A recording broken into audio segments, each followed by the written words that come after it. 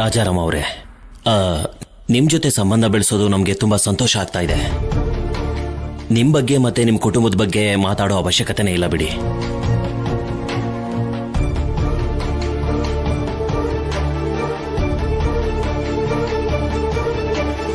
ನಿಮ್ಮ ಮಗಳನ್ನ ಹೇಗೆ ಬೆಳೆಸಿರ್ತೀರಾ ಅಂತ ನಾವು ಚೆನ್ನಾಗಿ ಅರ್ಥ ಮಾಡ್ಕೋತೀವಿ. ಇನ್ನು ನಮ್ಮ ಮಗನ ಬಗ್ಗೆ ನಿಮಗೂ ಗೊತ್ತೇ ಇದೆ. ಓದ್ನಲ್ಲಾಗ್ಲಿ ರೂಪದಲ್ಲಾಗ್ಲಿ ಫಸ್ಟ್ ಕ್ಲಾಸ್. ಈಗ ಈ ಹುಡುಗಿ ನೋಡೋದೆಲ್ಲ ಕೇವಲ ಒಂದು ಫಾರ್ಮಾಲಿಟಿಗೋಸ್ಕರ ಅಷ್ಟೇ. ನೀವು ಯಾವತ್ತೋ ಮಾತು ಕೊಟ್ಟಿದ್ದೀರಾ ನಿಮ್ಮ ಮಗಳು ನಮ್ಮ ಮನೆ ಸೊಸೆ ಆಗ್ತಾಳೆ ಅಂತ. ಇನ್ನು ನಮಗೇನು ಚಿಂತೆ ಹೇಳಿ. ನಾನು ನಿಮಗೆ ಮಾತು ಕೊಟ್ಟಿದ್ದೀನಿ, ಆದರೆ ಎಲ್ಲಾನು ಪದ್ಧತಿ ಪ್ರಕಾರನೇ ಆಗಬೇಕು ಅಲ್ವಾ ಗೋವಿಂದರಾಜ್ ಅವರೇ? ನಮಸ್ಕಾರ. ನಮಸ್ಕಾರ. ನಮಸ್ಕಾರ ನಮ್ಮ.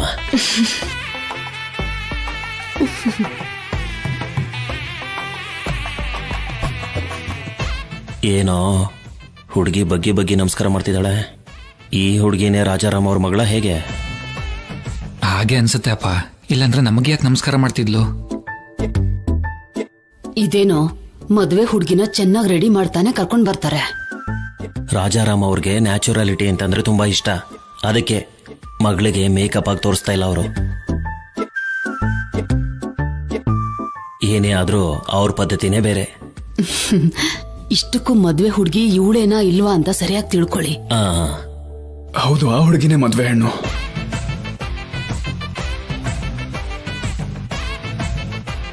ನೋಡಿದ್ರ, ದೊಡ್ಡವರು ಅಂದ್ರೆ ಎಷ್ಟು ಗೌರವ, ಎಷ್ಟು ವಿನಯ. ಹುಡುಗಿ ಅಂದ್ರೆ ಹೀಗಿರ್ಬೇಕು.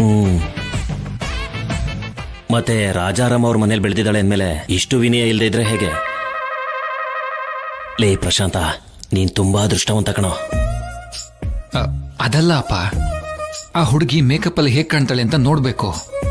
ಸ್ವೀಟ್ಸು ಫ್ರೂಟ್ಸು ತರ್ತಾರಲ್ವಾ, ಆಗ ಮೇಕಪ್ ಹಾಕೊಂಡ್ಬರೋದಕ್ಕೆ ಹೇಳಿ.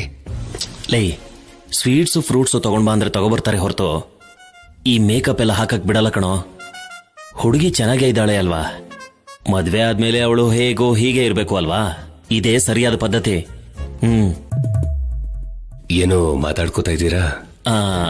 ಅದೆಲ್ಲ ಏನೂ ಇಲ್ಲ. ನನ್ನ ಮಗನಿಗೆ ಸ್ವಲ್ಪ ನಾಚಿಕೆ ಜಾಸ್ತಿ. ಹುಡುಗಿನ ಸರಿಯಾಗಿ ನೋಡ್ಕೊ ಅಂತ ಹೇಳ್ತಾ ಇದ್ದೆ ಅಷ್ಟೇ.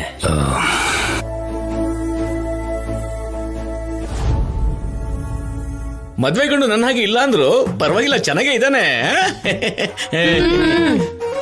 ಏನು ಭಾವನವ್ರೆ? ಅಂದ್ರೆ ಭಾವನವ್ರೆ, ಶಿವರಾಜು ಅಷ್ಟೇ ಚೆನ್ನಾಗಿದ್ದಾನೆ ಅಂತ ಹೇಳ್ತಾ ಇದ್ದೀನಿ ಅಷ್ಟೇ.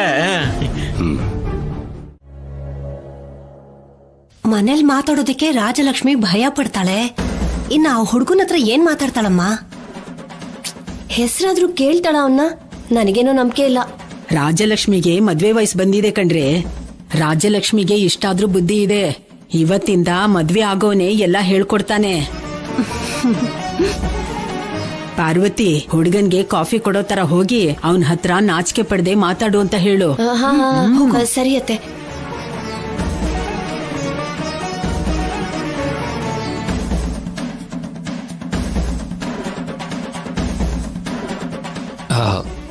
ಹಾಯ್.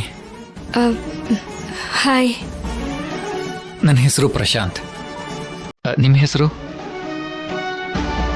ನಮ್ಮ ಮನೆಯವರು ಹೇಳಿರ್ತಾರೆ ಅಲ್ವಾ? ಹಾ, ಹೇಳಿದ್ದಾರೆ. ಆದರೆ ನಿಮ್ಮ ಯಾರೇ ಕೇಳಿದ್ರೆ ಚೆನ್ನಾಗಿರುತ್ತೆ ಅಂದ್ಕೊಂಡೆ. ನನ್ನ ಹೆಸರು ರಾಜಲಕ್ಷ್ಮಿ.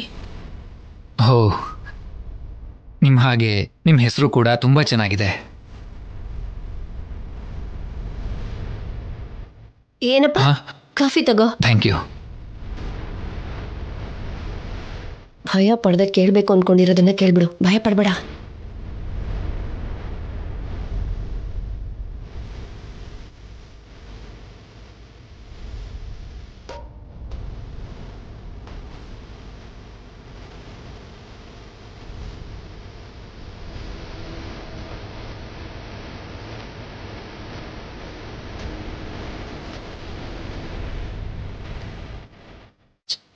ನೀವು ತಲೆ ಕೆಡಿಸ್ಕೊಳ್ಳುವಂಥ ಅವಶ್ಯಕತೆ ಇಲ್ಲ ರೀ. ನಿಮ್ಮನ್ನು ನೋಡ್ತಿದ್ದ ಹಾಗೆ ನೀವು ಇಷ್ಟ ಆಗ್ಬಿಟ್ರಿ. ಹಾಂ, ಹೇಗಾದರೂ ಮದುವೆ ಆಗಲೇಬೇಕು ಅಂತ ಫಿಕ್ಸ್ ಆಗಿದ್ದೀನಿ.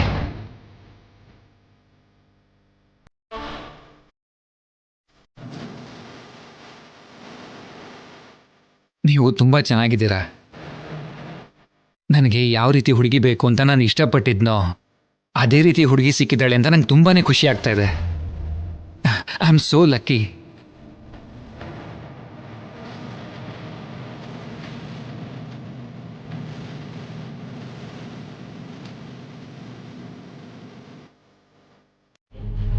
ಈಗಲೂ ಕಂಟಿನ್ಯೂ ಆಗ್ತಾ ಇದೆ ಅಂತ ಅನ್ಕೊಳ್ಳಿ. ಮದ್ವೆ ಆದ್ಮೇಲೆ ನಿಮ್ಗೆ ಇಷ್ಟ ಇಲ್ಲ ಅಂದ್ರೆ ಎಲ್ಲ ಬಿಟ್ಬಿಡ್ತೀನಿ. ಓಕೆ ಅಂದ್ರೆ ಕಂಟಿನ್ಯೂ ಮಾಡ್ತೀನಿ.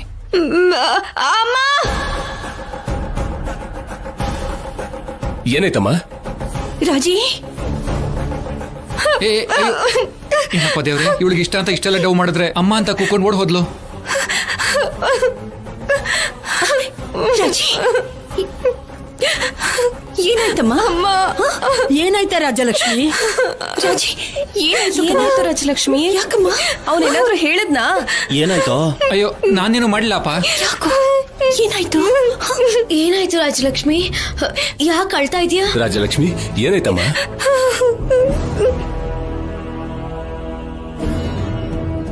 ನೀನೇನಾದ್ರೂ ಸೊಂಟಾಗಿಲ್ಲದೇನಪ್ಪ? ಅಯ್ಯೋ, ನಮ್ ತಾಯಣೆಗೂ ಇಲ್ಲ. ಮತ್ತೆ ಏನ್ ಮಾಡ್ದೆ? ಯಾಕೆ ಅಳ್ತಾ ಇದ್ದಾಳೆ? ಏನಾಯ್ತಮ್ಮ? ಏನಾಯ್ತು ಅಂತ ಹೇಳು. ರಾಜಲಕ್ಷ್ಮಿ ಅವರೇ, ನಾನೇನು ಮಾಡಿಲ್ಲ ಅಂತ ಹೇಳಿ. ಏನು ಮಾಡದೆ ಯಾಕೆ ಕಳ್ತಿದ್ದಾಳೆ? ಏನು ಮಾಡಿಲ್ವಾ ಅಮ್ಮ? ಇವ್ರಿಗೆ ಸಿಗರೇಟ್ ಅಭ್ಯಾಸ ಇದೆ.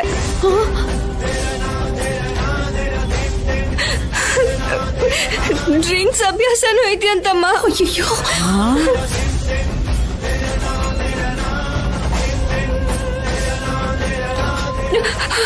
ಅದೇನು ಅವ್ರಿಗೆ 3ನೇ ಅಭ್ಯಾಸನೂ ಇದೆಯಂತೆ. ನಂಗೆ ಹೇಳಕ್ಕಾಗಲ್ಲ.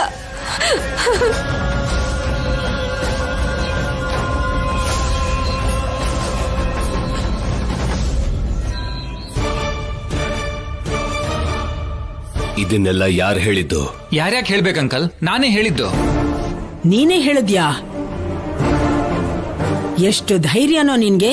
ನಮ್ಮನೆಗ್ ಬಂದು ಈ ತರ ಎಲ್ಲ ಮಾತಾಡ್ತೀಯ? ನಿನ್ನ ಸುಮ್ನೆ ಬಿಡಬಾರ್ದು. ಲೇ, ಹಾಗ್ಯಾಕೋ ಹೇಳ್ದೆ? ನಿನ್ಗೇನಾದ್ರೂ ಹುಚ್ಚಿಡ್ದಿದ್ಯಾ? ಹುಡುಗ ಕರೆಕ್ಟ್ ಆಗೇ ಹೇಳಿದಾನೆ. ಅದನ್ನ ಕವರ್ ಮಾಡೋದಕ್ ನೋಡ್ಬೇಡಿ. ಅದೇನಾಂಟಿ, ಎಲ್ಲಾನು ಮುಂಚೆ ಹೇಳಿದ್ರೆ ಅದ್ರಲ್ಲಿ ತಪ್ಪೇನಿದೆ?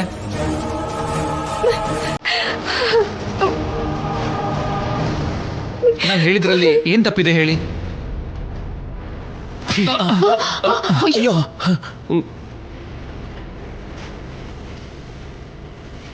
ಯಾಕಂಕಲ್ ಹೊಡಿತಾ ಇದ್ದೀರಾ? ಹೊಡಿಯೋದಲ್ಲ,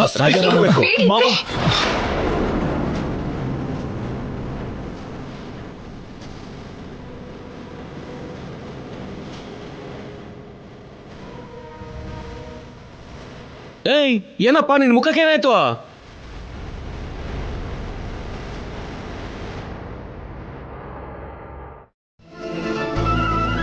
ಏನು ನಡೆದ್ರೂ ಕೂಡ ಅದು ನಮ್ಮ ಒಳ್ಳೇದಕ್ಕೆ ಅಂತ ಅನ್ಕೋಬೇಕು. ಈ ಮದ್ವೆ ಆಗ್ಲಿಲ್ವಲ್ಲ ಅಂತ ಸಮಾಧಾನ ಮಾಡ್ಕೊಳ್ಳಿ. ಹೌದು ರಾಜು, ಆ ರಾಮನ್ ದಯೆಯಿಂದ ನಮ್ಗೆಲ್ಲ ಒಳ್ಳೇದೇ ಆಯ್ತು ಅನ್ಕೋಬೇಕು. ನನ್ನ ಮಗಳ ವಿಷಯದಲ್ಲಿ ನಾನು ತಗೊಂಡ್ ನಿರ್ಧಾರ ಮೊದಲನೇ ಸಲ ತಪ್ಪಾಗಿರೋದಕ್ಕೆ ನನಗೆ ತುಂಬಾ ನೋವಾಗ್ತಿದ್ಯಮ್ಮ.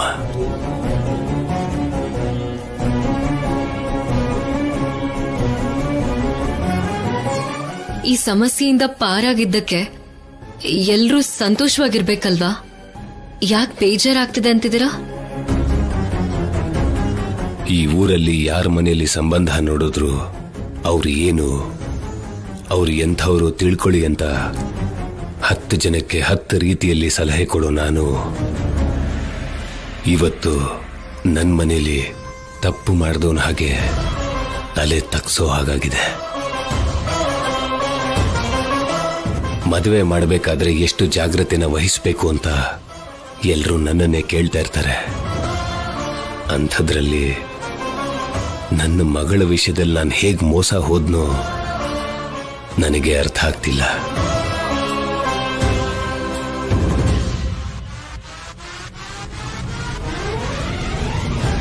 ಮಾವ, ಅವನ್ ತುಂಬಾ ಒಳ್ಳೆಯವನು, ಬುದ್ಧಿವಂತ ಅಂತ ಹೇಳಿದ್ರಿ. ಅವನಿಗಿಷ್ಟು ಕೆಟ್ಟ ಅಭ್ಯಾಸ ಇದೆ ಅಂತ ತಿಳ್ಕೊಳಕ್ಕೆ ಆಗ್ಲಿಲ್ಲ.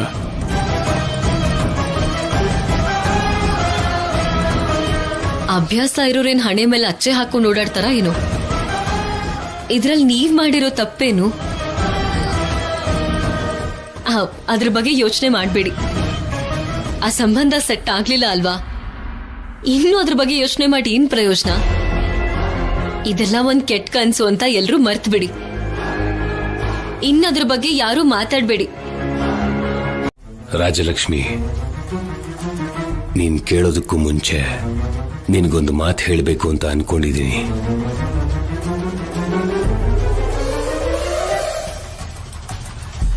ಅವರು ನನಗೆ ಮೋಸ ಮಾಡಬೇಕು ಅನ್ಕೊಂಡ್ರು. ಅವರು ನಂಬಿ ನಾನು ಮೋಸ ಹೋದೆ. ಆದ್ರೆ ನಷ್ಟ ಆಗ್ಲಿಲ್ಲ. ಯಾರು ಏನೇ ಅನ್ಕೊಂಡ್ರು ಸರಿ, ಈ ರಾಜಾರಾಮ್ ಕೊಟ್ಟಿರೋ ಮಾತನ್ನ ವಾಪಸ್ ತಗೊಳ್ಳೋದೇ ಇಲ್ಲ. ರಾಜಲಕ್ಷ್ಮಿಗ್ ಮದ್ವೆ ಮಾಡ್ತೀನಿ ಅಂತ ಮಾತು ಕೊಟ್ಟಿದ್ದೆ. ಒಂದು ಒಳ್ಳೆ ಸಂಬಂಧನ ನೋಡಿ ನನ್ನ ಮಗಳಿಗೆ ಮದುವೆನ ಮಾಡೇ ಮಾಡ್ತೀನಿ.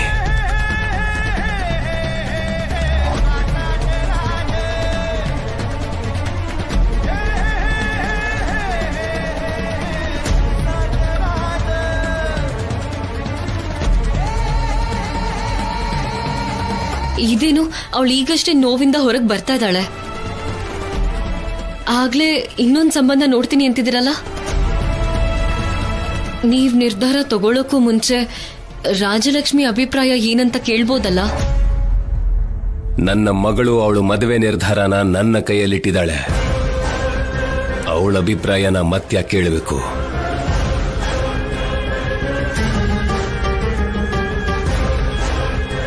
ಒಳ್ಳೆ ಸಂಬಂಧನ ನೋಡಿ ಮದುವೆ ಮಾಡಿಸ್ತೀನಿ.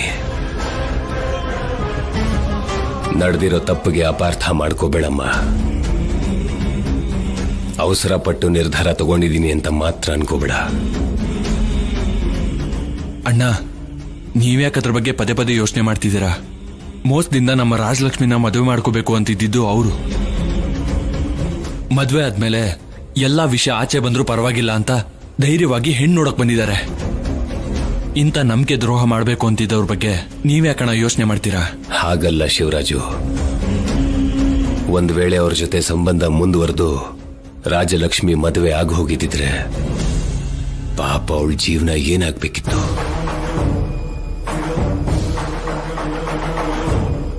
ಹೌದಣ್ಣ, ನೀವ್ ಹೇಳ್ತಿರೋದು ನಿಜಾನೇ. ನಮ್ ರಾಜಲಕ್ಷ್ಮಿ ಜೀವನನ ಹಾಳು ಮಾಡ್ಬೇಕು ಅನ್ಕೊಂಡವ್ರನ್ನ ನಾವ್ ಹೀಗೆ ಬಿಡಬಾರ್ದು. ಅವ್ರು ಮಾಡಿರೋ ಮೋಸಕ್ಕೆ ಮದ್ವೆ ಆಗೋಗಿದ್ರೆ ಮುಂದೆ ಏನಾಗ್ತಿತ್ತು ಅಂತ ಊಹೆ ಮಾಡ್ಕೊಳಕ್ಕೂ ಭಯ ಆಗ್ತಿದೆ. ಅಂತವ್ರನ್ನ ಸುಮ್ಮನೆ ಬಿಡಬಾರ್ದು. ಪೊಲೀಸ್ ಕೇಸ್ ಹಾಕಿ ಕೋರ್ಟ್ಗೆ ಎಳಿಬೇಕು. ಹಾಗೆ ಮಾಡಿದ್ರೆ ಯಾವ ಹುಡುಗಿಗೂ ಮೋಸ ಆಗಲ್ಲ. ಪೊಲೀಸ್ ಕೇಸಾ? ಹೌದು ಮಾವ, ನೀವ್ ಹೇಳಿದ್ ಕರೆಕ್ಟು. ಪೊಲೀಸ್ ನಂಗೆ ಆಶೀರ್ವಾದ ಮಾಡಿ ಅತ್ತೆ. ಇವಾಗ ಬೇಡ ಬಿಡಮ್ಮ. ಮೊದ್ಲು ನನ್ ಮಗನ್ ಹೆಸರು ಬರೆಸ್ಕೋ, ಆಮೇಲೆ ಆಶೀರ್ವಾದ ಮಾಡ್ತೀನಿ. ನಾನು ಹೋಗಿ ಹ್ಯಾಂಡ್ ವಾಶ್ ಮಾಡ್ಕೊಂಡ್ ಬರ್ತೀನಿ.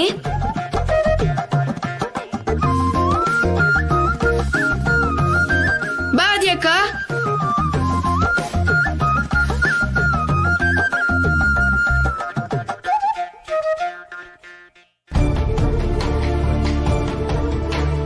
ಆ ಕೈ ಕೊಡು.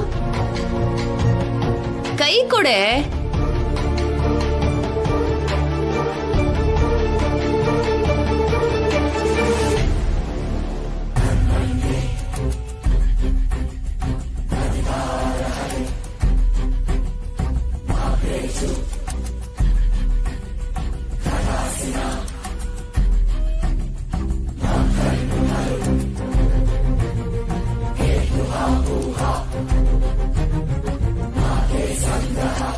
ಇದೇನ್ ಚಿಕ್ಕಮ್ಮ, ನನ್ ಕೈಲಿ ಬರಿ ಅಂದ್ರೆ ಇವಳ ಕೈ ಮೇಲೆ ಬರಿತಾ ಇದೀಯಾ? ಏನಾದ್ಯಾ ನೀನಾ?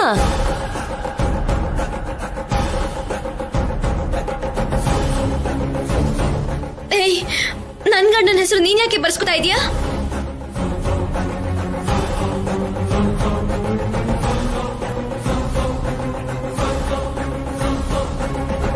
ನಾನೇನ್ ಹಾಕಿಸ್ಕೊಳ್ಳಿಲ್ಲ. ಇಲ್ಲಿ ಕೂತಿರೋ ನನಗೆ ಕಾಣಿಸ್ತಿದೆ, ಅಷ್ಟು ದೊಡ್ಡದಾಗಿ ಬರ್ಸ್ಕೊಂಡು ಇಲ್ಲ ಅಂತೀಯಲ್ಲೇ. ನಾನ್ ನೋಡ್ಲಿಲ್ಲ. ಅವ್ರ ಕೈ ಕೊಡು ಅಂದ್ರು ನಾನ್ ಕೊಟ್ಟೆ. ಅವರೇ ತಾನೇ ಕೇಳಿದ್ದು. ನಾನ್ ಚಾರು ಬಂದ್ಲು ಅಂತ ಅನ್ಕೊಂಡೆ. ನೀನ್ ಯಾವಾಗ ಬಂದೆ? ನನ್ ಮಗನ ಹೆಸರು ಹಾಕುವಾಗ ಬೇಡ ಅಂತ ಹೇಳಕ್ಕಾಗ್ಲಿಲ್ವಾ? ನಾನ್ ನೋಡ್ಲಿಲ್ಲ ಅನ್ನಲ್ಲ, ಯಾವ್ದೋ ಯೋಚನೆಲಿದ್ದೆ. ನೋಡ್ಲಿಲ್ಲ ಅಂತ ಬರೀ ಬಾಯಲ್ಲಿ ಹೇಳೋದಲ್ಲ, ಅಷ್ಟಕ್ಕೂ ನಿನಗೆ ಮೈ ಮೇಲೆ ಪ್ರಜ್ಞೆನೇ ಇರಲ್ಲ. ಗೊತ್ತಿಲ್ದೆ ಆಯ್ತು ಅಂತ ಹೇಳ್ತಿದ್ದೀನಲ್ವಾ? ಅಂದ್ರೆ ಈಗೇನೆ ಹೆದರ್ಸ್ತಿದ್ಯಾ? ಯಾಕ್ ನೀವ್ ಯಾರು ನನ್ ಮಾತ್ನೇ ನಂಬ್ತಿಲ್ಲ? ನನಗೆಲ್ಲ ಗೊತ್ತು, ನೀನು ಬೇಕು ಅಂತಾನೆ ಬರ್ಸ್ಕೊಂಡೆ ಅಲ್ವಾ? ಚಾರು,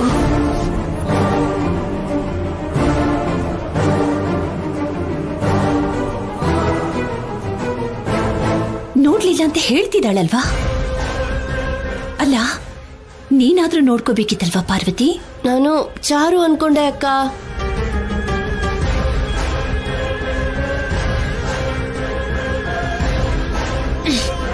ಇವಾಗ ಏನಾಯ್ತು? ಕ್ಲಿಯರ್ ಆಯ್ತಲ್ಲ?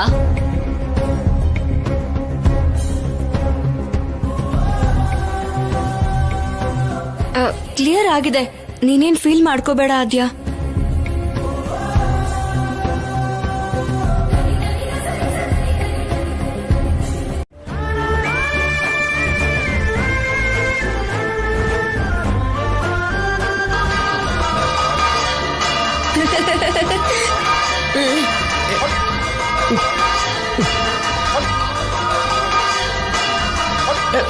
ನಿನ್ ಮಗ ಏನೋ ಶಿವರಾಜು ಸ್ಕೂಲಲ್ಲಿ ಜೈಲಲ್ಲಿ ಟಕ ಟಕ ಅಂತ ಗಂಟೆ ಹೊಡ್ತಿದ್ದಾನೆ.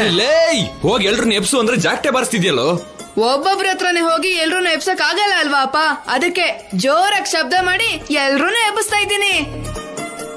ಲೇ, ಅವ್ರು ಬರೋದ್ ಹಾಗಿರ್ಲಿ, ನಮ್ ಕಿವಿ ಒಡೆದೋಗ್ತಿದೆ ಕಣ. ಅಯ್ಯೋ, ನಿಲ್ಸೋ ನಿಲ್ಸೋ ನಿಲ್ಸೋ. ಏನೋ ಬಿಟ್ಟು ಸ್ಕೂಲಲ್ಲಿ ಹೊಡಿಬೇಕಾಗಿರೋ ಬೆಲ್ನ ಇಲ್ಲಿ ಹೊಡಿತಿದ್ಯಾ? ಅಪ್ಪ ಮತ್ತೆ ಮಾವ ಎಲ್ಲ ತಯಾರಿ ಮಾಡ್ಕೋತಿದ್ರೆ ನೀವಿನ್ನೂ ಮಲ್ಕೊಂಡಿದ್ದೀರಾ. ಚಿಕ್ಕ ಹುಡ್ಗ ನಾನೇ ಎದ್ದಿದ್ದೀನಿ. ನೀನ್ ಹಬ್ಬ ಇದ್ರು ಇಲ್ಲ ಅಂದ್ರೂ ಮೊದ್ಲೇ ಎದ್ದೇಳ್ತೀಯ ಕಣೋ. ಅದಕ್ ನಾವೇನ್ ಮಾಡ್ಬೇಕು ಅಂತೀಯಾ? ಇದೇನು ರಾಜಲಕ್ಷ್ಮಿ ಇನ್ನ ಎದ್ದಿಲ್ವಾ? ನಾನು ಹೋಗಿ ಕರ್ಕೊಂಡ್ ಬರ್ತೀನಿ. ಹಾ,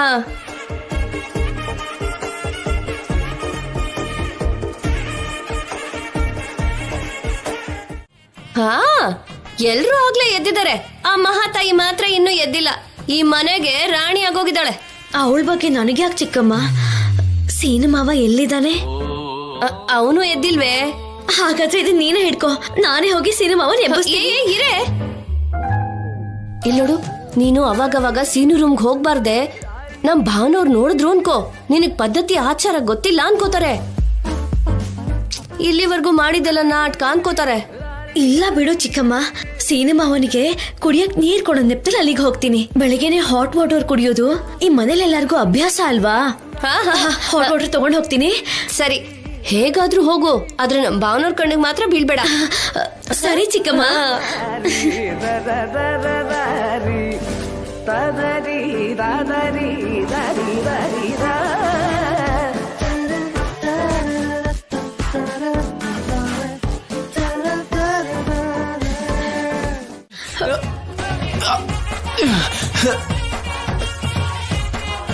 ಮದ್ವೆಗ್ ಮುಂಚೆನೆ ಹೀಗೆ, ಇನ್ ಮದ್ವೆ ಆದ್ಮೇಲೆ ಏನೇನ್ ಮಾಡ್ತೀಯೋ?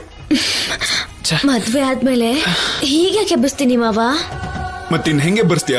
ಬಿಸಿನೀರಿಂದ ಅಲ್ಲ, ಬಿಸಿ ಬಿಸಿ ಮುತ್ಕೊಟ್ಟೆ ಎಬ್ಬಿಸ್ತೀನಿ. ಇದಕ್ಕೇನ್ ಕಮ್ಮಿ ಇಲ್ಲ. ನೀನ್ ಕೋಪ ಮಾಡ್ಕೋತಿದ್ಯಾ ಮಾವ? ಮುಖದ ಮೇಲೆ ಬಿಸಿನೀರ್ ಚಲ್ದೆ ಅಂತ ಕೋಪನಾ? ಕೋಪನಾ? ನಿನ್ ಮೇಲೆ ಯಾವ ತರದ ಫೀಲಿಂಗ್ಸು ಇಲ್ಲ.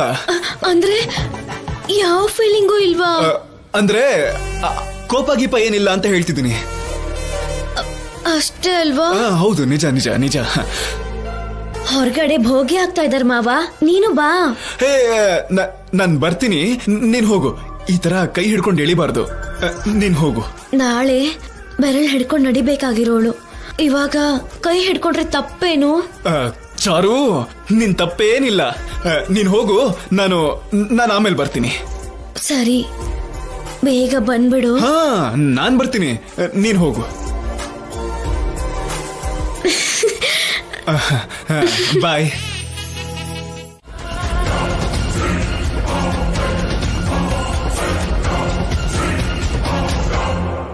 ಮಾವ, ಅಯ್ಯೋ, ಚಾರು ಬರ್ತಿದ್ದಾಳ. ಮಾವ ಎಲ್ಲಿದ್ಯಾ? ಮಾವ ನೋಡಿದ್ರೆ ಅಷ್ಟೇ ನನ್ ಕತೆ. ಮಾವ ಎಲ್ಲಿದ್ಯಾ? ಮಾವ ಮಾವ ಅಯ್ಯಯ್ಯೋ.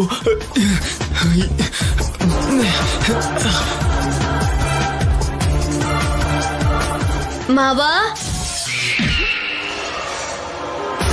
ಮಾವ ಎಲ್ಲಿ ಹೋದ?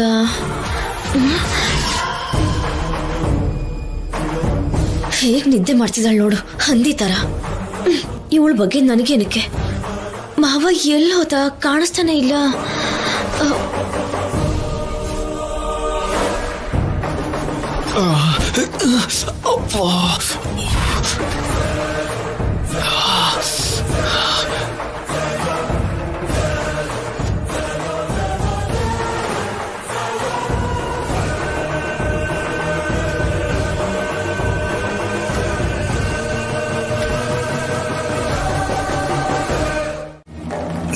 ನನ್ ರಾಜಲಕ್ಷ್ಮಿ ಅಲ್ಲ ಆದ್ಯ. ಮಲ್ಕೋ ರಾಜಲಕ್ಷ್ಮಿ.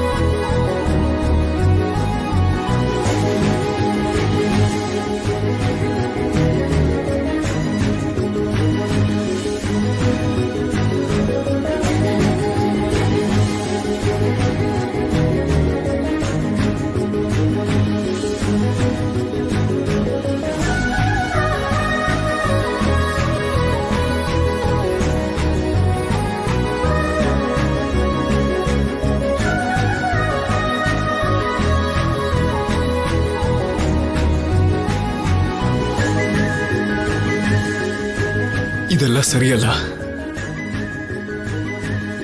ಯಾಕೋ ಮನ್ಸಿಗೆ ಇಲ್ಲಿಂದ ಹೋಗ್ಬೇಕು ಅನ್ನಿಸ್ತಿಲ್ಲ. ನಾನು ಇಲ್ಲೇ ಇದ್ರೆ ತಪ್ಪು ಮಾಡ್ಬಿಡ್ತೀನೇನೋ ಅಂತ ಭಯ ಆಗ್ತಿದೆ.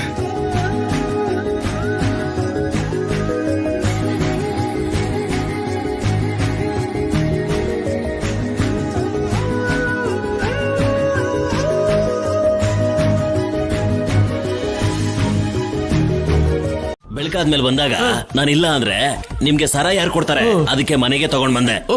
ಮನೆನೇ ಮುಳಿಸ್ಬಿಟ್ಟಿಲ್ಲೋ ತಂದೆ. ಇವಾಗ ಎಲ್ರು ಹೊರಗಡೆನೆ ಇದ್ದಾರೆ. ಇದನ್ನ ಹೇಗೆ ಒಳಗಡೆ ತಗೊಂಡ್ ಹೋಗೋದೀಗ? ಈಗೇನೋ ನಿಮಗ್ ಬೇಕೋ ಬೇಡವೋ ಹೇಳಿ, ತುಂಬಾ ಜನ ವೇಟ್ ಮಾಡ್ತಿದ್ದಾರೆ. ಅಯ್ಯೋ, ಅಂತ ಕೆಲಸ ಮಾಡ್ಬಿಡ್ವಾ? ಆಮೇಲೆ ಮತ್ತೆ ಸಿಗ್ಲಿಲ್ಲ ಅಂದ್ರೆ ತಡ್ಕೊಳಕ್ ಆಗಲ್ಲ. ನನ್ ಕಷ್ಟನ ನಾನು ನೋಡ್ಕೋತೀನಿ ಬಿಡು. ಈ ಲೋಕಲ್ ಸಾರಾಯಿಗೋಸ್ಕರ ಎಷ್ಟು ದಿನದಿಂದ ವೇಟಿಂಗ್ ಗೊತ್ತಾ? ಸಂಕ್ರಾಂತಿ ಟೈಮಲ್ಲಿ ಬಿಟ್ರೆ ಇನ್ಯಾವಾಗ್ಲೂ ನನ್ ಕಣ್ಣಿಗೆ ಕಾಣಿಸ್ಲಿಲ್ಲ ಕಣ ಇದು. ಇವಾಗ ಇದನ್ನ ಒಳಗಡೆ ಹೇಗೆ ತಗೊಂಡೋಗೋದಪ್ಪ? ಲೋ, ಅದೇನೋ ಅದು? ಅಯ್ಯೋ ಅಯ್ಯೋ, ನನ್ ಟವಲ್ ಯಜಮಾನ್ರ. ನಿಂದೆ ಕಣಯ್ಯ, ನನಗ್ ಗೊತ್ತಯ್ಯ. ನೋಡು, ನೀನ್ ಕೋಳಿ ಕಳ್ಗಕ್ ಹೋಗಿ ಬರೋಷ್ಟ್ರಲ್ಲಿ ಆಯ್ತು ಬಿಡಿ. ಮತ್ತೆ ದುಡ್ಡು? ದುಡ್ಡು ಒಳಗಡೆ ಇದೆ ಕಣ. ಎಲ್ರು ಹೊರಗಡೆನೆ ಇದಾರೆ. ನಾನ್ ದುಡ್ಡನ್ನ ಒಳಗಡೆ ಹೋಗಿ ತಗೊಂಡ್ ಬರ್ಬೇಕು. ಇದನ್ ಕೂಡ ನೀನ್ ಕೋಳಿ ಕಳ್ಗಕ್ ಹೋಗಿ ಬರೋಷ್ಟ್ರಲ್ಲಿ. ಇದು ಕೂಡ ಆಗ್ಲೇನಾ? ಎಲ್ಲ ಆಗ್ಲೇನೆ ಕೊಡ್ತೀನಿ. ಟವಲ್ ತಂದಿದ್ದು ಒಳ್ಳೇದಾಯ್ತು ಅಲ್ವಾ? ಹೌದು ಕಣೋ, ಇಲ್ಲ ಅಂದಿದ್ರೆ ನಿನ್ ಲುಂಗಿನೇ ಕಿತ್ಕೋತಾ ಇದ್ದೆ. ಅಯ್ಯೋ ಬೇಡ ಬೇಡ, ನನ್ ಜೊತೆ ಆಟ ಆಡ್ಬೇಡ ಕಣೋ.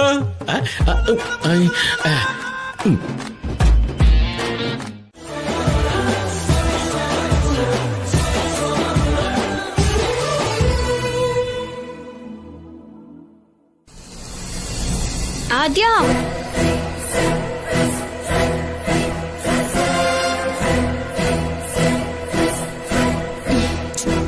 ಆದ್ಯ, ಆದ್ಯ, ಇನ್ನು ಮಲ್ಗೆ ಇದೆಯಲ್ಲ, ಎದ್ದೇಳು ಎದ್ದೇಳು, ಏಳು.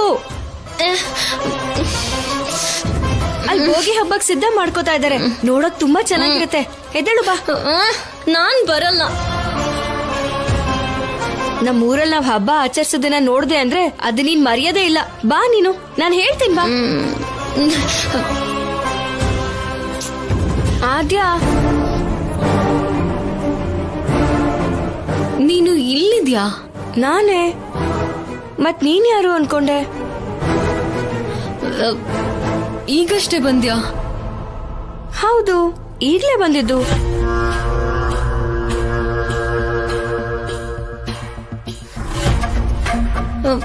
ಮತ್ತೆ ನನ್ ಪಕ್ಕದಲ್ಲಿ ಮಲ್ಕೊಂಡಿದ್ಯಾರು? ನಿನ್ ಪಕ್ಕ ಯಾರು ಮಲ್ಕೊಂಡಿಲ್ವಲ್ಲ, ನಾನೇ ನೋಡ್ದೆ. ನಡಿ ನೀನು. ಇಲ್ಲ, ನೀನ್ ಈಗಷ್ಟು ನನ್ ಪಕ್ಕದಲ್ಲೇ ಮಲ್ಕೊಂಡಿದ್ದೆ ತಾನೆ. ನಾನೇ ನಿಂಗ್ ಬೆಡ್ಶೀಟು ಹೊಚ್ದೆ. ಆದ್ಯ, ನಾನು ಈಗಷ್ಟೇ ಬಂದೆ. ಮತ್ ನನ್ ಪಕ್ಕದಲ್ಲಿ ಯಾರು ಮಲ್ಕೊಂಡಿದ್ರು? ನಿನ್ ಪಕ್ಕ ಬಂದ್ ಯಾರು ಮಲ್ಕೋತಾರೆ? ನಿಜವಾಗ್ಲೂ ಮಲ್ಕೊಂಡಿದ್ರು. ನೀನ್ ಯಾವ್ದೋ ಭ್ರಮೇಲಿ ಇದ್ಯಾ ಅನ್ಸತ್ತೆ ಆದ್ಯ. ನಿನ್ ಪಕ್ಕದಲ್ಲಿ ಬಂದ್ ಯಾರು ಮಲ್ಕೋತಾರೆ ಹೇಳು? ಇಲ್ಲ ರಾಜಲಕ್ಷ್ಮಿ, ನನ್ ಪಕ್ಕದಲ್ಲಿ ಯಾರೋ ಬಂದ್ ಮಲ್ಕೊಂಡಿದ್ರು. ನನಗ್ ಚೆನ್ನಾಗ್ ನೆನ್ಪಿದೆ. ನೀನೇನೋ ಕನಸು ಕಂಡಿರ್ತೀಯ. ಬಾ ಬಾ ಬಾ.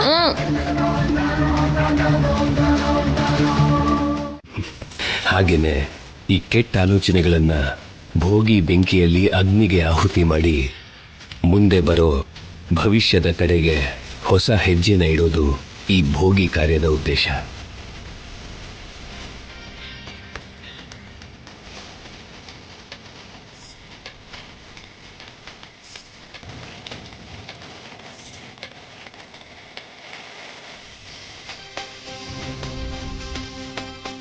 ನಮ್ ಹಳೆ ವಸ್ತುನ ಭೋಗಿ ಬೆಂಕಿಗೆ ಹಾಕಿದ್ರೆ ನಮ್ ಕೆಟ್ಟ ಯೋಚನೆಗಳನ್ನೆಲ್ಲ ಅಗ್ನಿಗೆ ಆಹುತಿ ಮಾಡ್ದಾಗಲ್ವಾ? ಹೌದಮ್ಮ. ನಿಮ್ ಯೋಚನೆಗಳನ್ನ ಒಂದು ಪೇಪರ್ ಮೇಲೆ ಬರೆದು ಬೆಂಕಿಗೆ ಹಾಕಿ.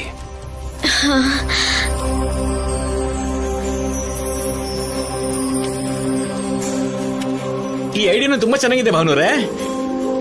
ಪದ್ಮ, ಒಳಗಡೆ ಹೋಗಿ ಪೆನ್ನು ಪೇಪರ್ ತಗೊಂಡ್ ಬಾ ಹೋಗು. ಹಾ ಸರಿ. ಅಂದ್ರೆ ನಿಮ್ಮಲ್ಲಿ ಆ ಆಲೋಚನೆಗಳು ಇದಾವ ಭಾವ? ನನ್ನ ಉದ್ದೇಶ ಅದಲ್ಲ ಶಿವರಾಜು.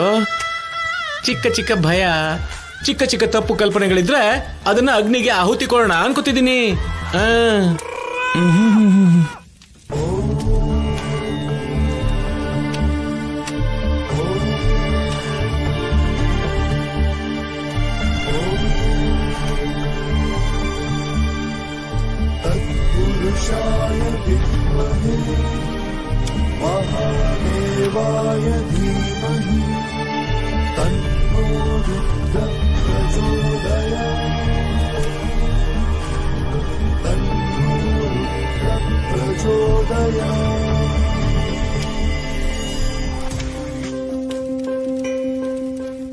ನನ್ನಲ್ಲಿರೋ ಅಂಜಿಕೆ, ಭಯ ಎಲ್ಲ ಈ ಬೆಂಕಿಯಲ್ಲೇ ಭಸ್ಮ ಆಗೋಗ್ಲಿ.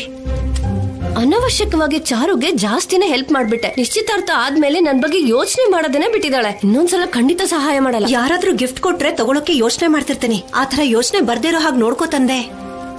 ಆದ್ಯನ್ ಕಣ್ಣು ನನ್ ಮಾವನ್ ಮೇಲೆ ಬೀಳ್ಬಾರ್ದು. ನನ್ ಬಿಟ್ಟು ನನ್ ಮಾವ ಎಲ್ಲೂ ಹೋಗ್ಬಾರ್ದು. ನನ್ನಲ್ಲಿ ನನಗೆ ಇಷ್ಟ ಆಗದಿರೋದು ಅಂದ್ರೆ ಚಾರು ಜೊತೆ ಎಂಗೇಜ್ಮೆಂಟ್ ಆದ್ಮೇಲೂ ಕೂಡ ಆದ್ಯನ್ನ ಇಷ್ಟಪಡ್ತಿರೋಂಥ ಗುಣ. ನನ್ನ ಮನಸ್ಸು ಆದ್ಯನೇ ಬೇಕು ಅಂತ ಹೇಳ್ತಾ ಇದೆ. ಇದು ತಪ್ಪೋ ಸರಿನೋ ನನಗೆ ಅರ್ಥ ಆಗ್ತಾ ಇಲ್ಲ. ಒಂದು, ನನಗೆ ಆದ್ಯ ಸಿಗ್ಬೇಕು, ಇಲ್ಲ ನನ್ನ ಆಲೋಚನೆಗಳು ಸುಟ್ಟು ಹೋಗ್ಬೇಕು.